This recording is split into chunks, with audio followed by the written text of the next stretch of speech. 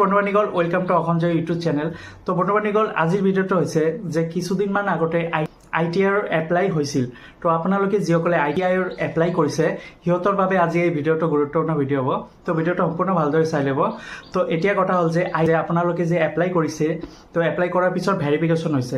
তো ভেৰিফিকেশ্যন হোৱাৰ পিছত এতিয়া ৰেংকটো আপলোড কৰিছে। তো আপোনালোকৰ ৰেংকটো কিমান নম্বৰত আছে, আপোনালোকে এডমিশ্যন ল'ব পাৰিব নে নোৱাৰিব, সেইটোৱে ভিডিঅ' লৈ আহিছোঁ। তো ভিডিঅ'টো সম্পূৰ্ণ ভালদৰে চাই ল'ব। তো ফ্ৰেণ্ডছসকল ITIৰ ৰেংক কিমান নম্বৰত আছে এইটো আপোনালোকে চাব পাৰিব নিজৰ মোবাইলত নতুবা লেপটপত। আপোনালোকে যেতিয়া এপ্লাই কৰিছে তেতিয়া এটা এপ্লিকেশ্যন নাম্বাৰ পাইছে, সেই এপ্লিকেশ্যন নাম্বাৰটো দি আৰু আপোনালোকৰ যিটো পাছৱৰ্ড আছে সেই পাছৱৰ্ডটো মাৰি লগ ইন কৰি আপোনালোকে চাব পাৰিব আপোনালোকৰ ITI যিটো ৰেংক নাম্বাৰ আছে সেই ৰেংক নাম্বাৰটো কিমান নম্বৰত আছে। তো সেই ৰেংকৰ অনুযায়ী কাউন্সিল হ'ব। কাউন্সিলৰ পিছত আপোনালোকৰ মেৰিট লিষ্টত নাম যদি থাকে তেন্তে আপোনালোকে এডমিশ্যন ল'ব পাৰিব। দেখাই দি আছোঁ আপোনালোকে কেনেধৰণে লগ ইন কৰি আপোনালোকৰ নিজৰ ৰেংকটো চাব পাৰিব। তো বন্ধুবান্ধীসকল আপোনালোকে প্ৰথমত আপোনালোকৰ মোবাইলত নতুবা লেপটপত গুগলত চাৰ্চ কৰিব ITI অসম.NIT। চাৰ্চ কৰাৰ পিছত প্ৰথম যিটো ইয়াতে লিখা আছে, প্ৰথম যিটো পেজ ওলাব ITI অসম, ইয়াতে ক্লিক কৰি দিব। ইয়াতে যেতিয়া ক্লিক কৰিব, ক্লিক কৰাৰ পিছত অলপখিনি অকণমান ৱেইট কৰিব, তাৰপিছত এটা পেজ খুলিব যিটো ITIৰ ৱেবছাইট। তো ITI ৱেবছাইটত ইয়াতে তলত স্ক্ৰল কৰিব, তলত স্ক্ৰল কৰাৰ পিছত ইয়াতে চাওক লিখা আছে registration log in from Assam ITI counselling 2025। ইয়াতে ক্লিক কৰি দিব। যেতিয়া ইয়াতে ক্লিক কৰি দিব আকৌ এটা নতুন পেজ খুলিব। তো এই পেজত গৈ আপোনালোকৰ এপ্লিকেশ্যন নাম্বাৰ ইয়াতে লিখিব, তাৰপিছত পাছৱৰ্ড লিখিব, তাৰপিছত সিকিউৰিটি পিনটো লিখিব। এইটো হৈছে সিকিউৰিটি পিন নাম্বাৰ, ইয়াতে লিখি লগ ইন কৰি দিব। তো এপ্লিকেশ্যন নাম্বাৰ যেতিয়া আপোনালোকে এপ্লাই কৰিছিল তেতিয়া এটা এপ্লিকেশ্যন নাম্বাৰ পাইছিল, সেই এপ্লিকেশ্যন নাম্বাৰটো ইয়াতে বহাই দিব। তো মই মোৰ এপ্লিকেশ্যন নাম্বাৰটো ইয়াতে লিখিম এতিয়া। ফ্ৰেণ্ডছসকল মই মোৰ এপ্লিকেশ্যন নাম্বাৰটো ইয়াতে লিখিছোঁ, তাৰপিছত সিকিউৰিটি পিন নাম্বাৰটো লিখি এতিয়া মই চাইন ইনত ক্লিক কৰি দিম। যেতিয়া চাইন ইনত ক্লিক কৰিম আৰু এটা অপশ্যন আহিব চেণ্ড OTP অন, ইয়াতে ক্লিক কৰি দিব। ইয়াতে ৰেজিষ্টাৰ ইমেইল ID, আপোনালোকে যিটো ইমেইল ID দিছিল এপ্লিকেশ্যন যেতিয়া আপোনালোকে ছাবমিট কৰিছিল বা ৰেজিষ্ট্ৰেশ্যন কৰিছিল, এই ইমেইল ID দিব পাৰে, নতুবা আপোনালোকে যিটো মোবাইল নাম্বাৰ দি ৰেজিষ্ট্ৰেশ্যন কৰিছে সেই মোবাইল নাম্বাৰটো দিব।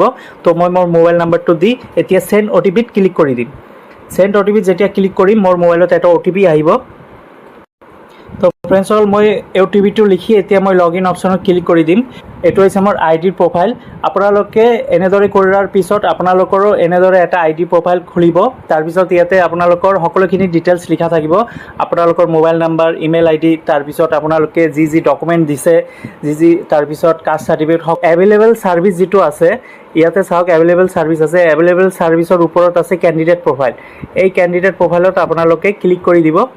তললৈ আহিব, তললৈ অহাৰ পিছত ইয়াতে আপোনালোকৰ এপ্লিকেশ্যন ফৰ্ম, তাৰপিছত ৰেংক ডিটেইলছ, সাব কেটাগৰী, আদাৰ ইনফৰমেশ্যন, আদাৰ ডিটেইলছ, অৰ্থাৎ আপোনালোকৰ কোৱালিফিকেশ্যন, তাৰপিছত ইয়াতে মেট্ৰিকত যি ছাবজেক্টত কিমান নাম্বাৰ পাইছে সকলোখিনি ডিটেইলছ ইয়াতে লিখা থাকিব। লিখাৰ পিছত ইয়াতে আছে এটা চাওক এটা অপশ্যন আছে ৰেংক ডিটেইলছ।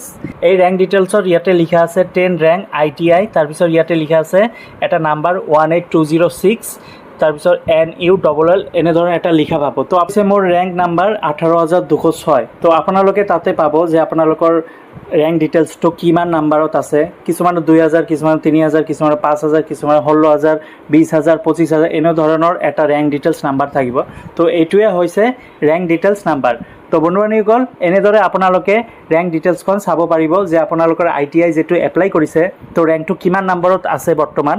তো এই ৰেংক ডিটেইলছৰ পিছত নেক্সট ষ্টেপ যিটো হ'ব আপোনালোকৰ চইচ কৰিব লাগিব কোন কোৰ্চত এপ্লাই কৰিব, মানে ইলেক্ট্ৰিচিয়ান না প্লাম্বাৰ, এনেধৰণৰ কোৰ্চ চইচ কৰাৰ পিছত তাৰপিছত এটা মেৰিট লিষ্ট ওলাব। সেই মেৰিট লিষ্টত যদি নাম থাকে তেন্তে আপোনালোকে এডমিশ্যন ল'ব পাৰিব।